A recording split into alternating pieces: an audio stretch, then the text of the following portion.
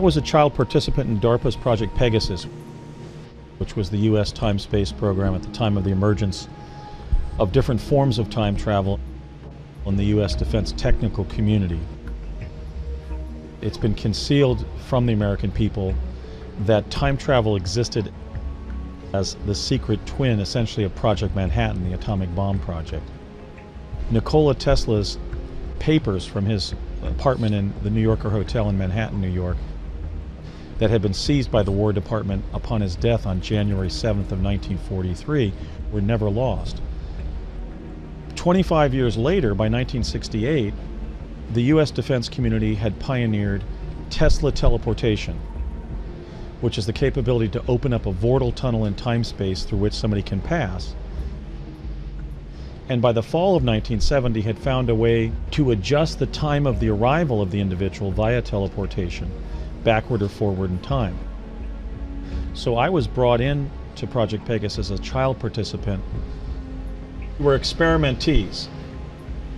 They told us that the reason they were having us teleport, beginning extensively in the summer of 1970, which was the summer after our third grade, was that they were testing the mental and physical effects of Tesla teleportation on children, basically from stable, well-provisioned backgrounds, kind of like the analogy would be to the children of the president and vice president. In the event that they implemented teleportation on a limited basis to move our executive branch officials around the world, they wanted to know what the physical and mental effects on their children would be. I mean, I visited, when I was a child in Project Pegasus, the year 2045. And in that 2045, a time that today is only 30 years in the future, Tesla teleportation was so ubiquitous that teleport stations are as commonplace as elevator landings are in our civilization. Nikola Tesla discovered a form of energy that he found was latent and pervasive throughout the entire physical universe. He called it radiant energy. When you array radiant energy and somebody jumps through it, their inertia opens up a vortal tunnel in time-space. There is no transformation of the individual, and the individual does not have to be traveling at the speed of light. So there's been a 45-year cover-up of a transport technology that we could have used to literally allow the average person, the everyday citizen, to overcome the limits of time and space aboard our planet. Tesla's greatest contribution to applied science was the discovery of a form of energy that allows us to bend time-space to the point of opening tunnels up in it through which we can pass uninjured across great distances. Time is linear in the sense that it's sequential and things change and go in a particular direction. But time travel is not. Time travel is non-sequential. So the paradox in that case is that we can't change the present by going back and quantum engineering the past, because when we visit the past, we're in the original past event. And I'm speaking out now because Tesla teleportation was not implemented on a mass level. In other words, the tragedy of the secret history of U.S. time travel is that Tesla teleportation was weaponized from the very time it was obtained by the Defense Department in 1943. These devices, which could revolutionize our civic infrastructure, which Tesla had been secretly working on from 1899 forward, which he kept secret even during that last kind of strange 15 years of his life where he was just ostensibly raising pigeons, he was actually keeping this information secret.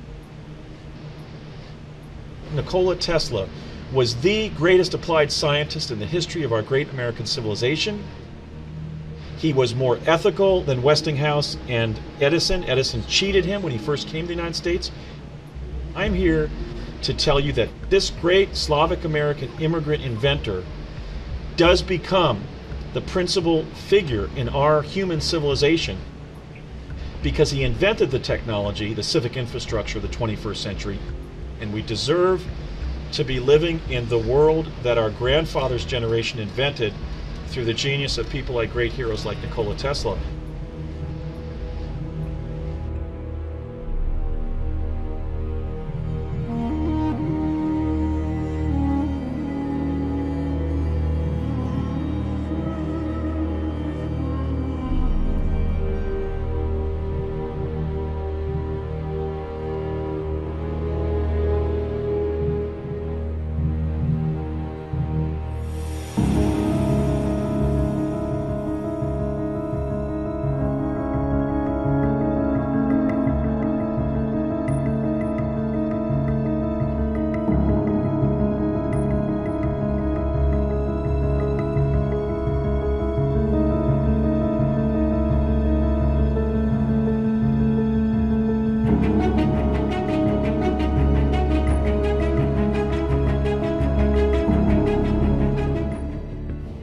So the big picture here. The United States government has had operational teleportation capability in which somebody can literally jump through a tunnel in a time-space continuum uninjured, well, since 1967-68. I'm sorry to interrupt you, but how do you know this? I took 2 trips to Mars. I was 19, I was at UCLA. They put a CIA officer sort of in my life as a contact officer. I was asked if I wanted to go to Mars.